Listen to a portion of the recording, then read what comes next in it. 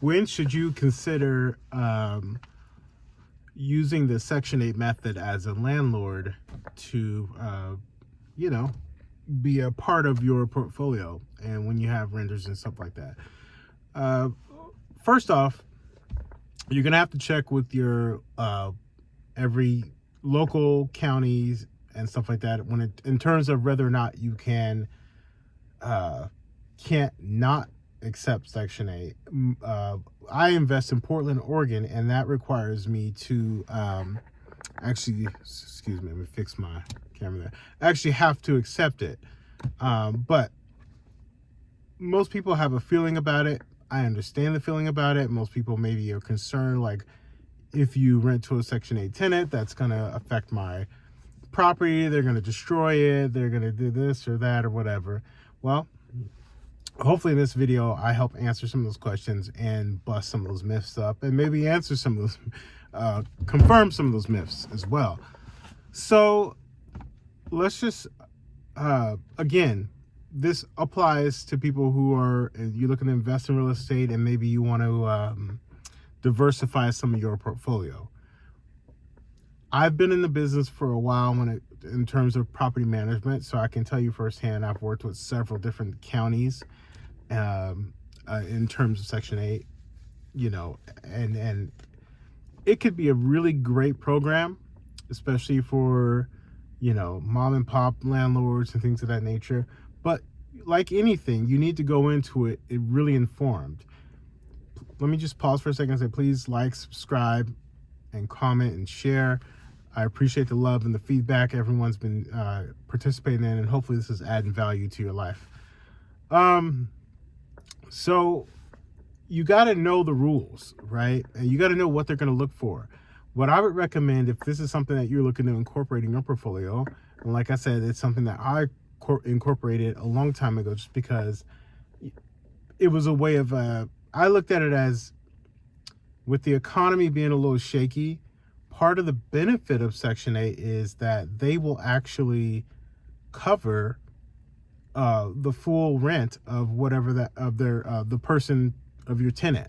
If they lose their source of income, Section 8 will kick in and pay the difference. So it's kind of like an insurance policy, which is how I kind of looked at it, And most people think that it's for the worst of society and things. It's not. You can be on Section 8 and have a 700 credit score. You can be on Section 8 and actually have a job. Some markets, because Section 8 typically pays about 30% of your rent, right? Or I'm sorry, you usually are responsible for 30%, and then they cover the rest. And it's different case by case, but that's kind of a standard model. But you can work on Section 8. You can do all that stuff. Obviously, on your tenant, they have to do all that reporting. That doesn't fall to the landlord. But something I would recommend you do before you jump into this, because some counties are a little bit more difficult to work with than others. And notice I said counties, not states. This is a hyper local thing. So you really got to do your research. You really got to dig in and find out. I would, start off at the website. Find out what your rents are. And also, here's a hot tip. I actually use Section 8 when I'm looking to underwrite a property, meaning like I'm looking to evaluate it to see if it's a good investment. I'll use Section 8's base rents as my the lowest possible rent in the area. I let them set that benchmark. They're not always the highest. In some markets they may be, in others they're not. But at least gives you an idea, because if the numbers make sense using the Section 8 numbers for rent, it's probably going to be a really good deal. Obviously, you got to look into the area and all that stuff. That goes without saying, right? That's another video for another time. So I would recommend you create a relationship. Well, after you've been on the website, got all the information, see what they're going to look for, because they put it all out there. You can see what they are going to pay in this area, in this zip code, for a 2-bedroom, 1-bedroom, 3-bedroom, for whatever you got. They will have it on there. You can look at that. It's pretty straightforward. It's spelled out pretty easily. They might even have a number on there. You call the number, ask questions. Most of them have a new owner's packet. that you can read through and pick apart all the things that you want to ask the question when you have someone in front of you. Go down to the Section 8 office. I usually go down there, introduce myself, especially once I've been working in the program for a while, and you get to know a few of the inspectors, a few of the administrative staff and so forth, the caseworkers. It's good for them to at least know you intimately in the beginning, because that way when it's time to go ahead and they have someone or someone's trying to get through the process, they know, oh, I know so and so because they've been through my program with another tenant of mine or whatever. So it's good to be a face. Like, you got to get yourself out there, ask lots of questions. I know particularly in Portland, they have Section 8 is like the national, federally funded program. And in Portland in particular, there's a few test cities throughout the U.S. that are actually qualified to be test cities. And Portland's one of them. I think the other one they told me was like Chicago, maybe. I don't know. Could be wrong. That doesn't matter.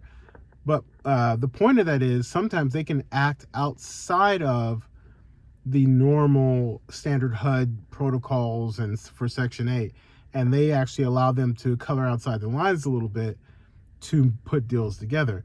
Meaning, like, let's just say you have a nice 2-bedroom, 2-bathroom, fully renovated, all the bells and whistles, and their area rent only covers $1,000 for easy math. $1,000. But you are renting yours for $2,300. Well, in some instances, they can justify making that contract with you due to amenities, last time it was renovated, all those types of things can work in your behalf. So I would encourage everyone to ask questions, follow up about the pricing, and you could pass some of this off to your tenants as well, or future tenants. They can, you can attack it from both sides. Have them also ask questions, and then you follow up with questions. But the website, number one, get all your information, questions together. Number two, be a face. Go down there, actually talk to people, find out what the protocols, what the rules are, so you don't get, taken advantage of or anything like that. And then the other thing I would just say, number three, is to make sure that you are there when you do the first inspection. When the inspector is there for that first initial move-in, they're always going to look for fire life safety stuff, so like smoke alarms, make sure the toilet's flushing and it stops, and they're going to make sure there's no leaks on the faucets and heating works. They're going to check your oven. There's a list of things that they're going to check, and I believe can't speak for every place, obviously, but I know like in Portland, it's called Home Forward, and they will actually send you a list of things that they're going to look at. If you have a handyman, or if you are just starting out and you are the handyman, I would make sure you have that list and just go through and check all those things. And if you're good, you're good. And if there's not, they're going to let you know. And sometimes, depending on who you get as an inspector, they will actually let you make the repair as they continue on with the inspection. So you having your handyman with you for that initial walk could be great. Now, there are I've heard stories, I've dealt with it, where you get that one inspector and that guy could be extremely picky. He may say, oh, the refrigerator seal doesn't seal properly, you need to replace that, even though it could be a brand new refrigerator. So is it easy? No, but what is, right? Do you get some duds and terrible tenants? Absolutely. But look, I've gotten terrible tenants even with conventional rent. That's market rate. So it doesn't matter what they come with. It just matters on, in terms of how you screen. What are you looking for? What are your tenant criteria and all that type of stuff? Make sure that's well defined so that it's pretty clear out from the gate. But once you pass your inspection, it's pretty straightforward from there. They move in, and every month, like clockwork, you'll get automatic deposits sent to your account. They usually send you an email, and then they tell you the date that you should expect to receive the deposit, and then you're off to the races. So those are my 3 things that I would do. I think Section 8 is a great program. We'll see how long it lasts. I personally, I don't know this to be true or a fact, but I personally don't believe it's going to go anywhere, just because it's one of those programs that's too entrenched in our system. And, there are people that need it, right? Growing up, my family was on it. So it's not like a complete waste. Are there people that abuse it? Sure. Is it rampant? I don't know. I can't say that for certain. Have I seen abuse? Absolutely. Have I had people destroy my property? Absolutely. But I still do it, and I've had people that take immaculate care of the property. So it's just, nothing's guaranteed, but I believe it is a great thing to have in your portfolio.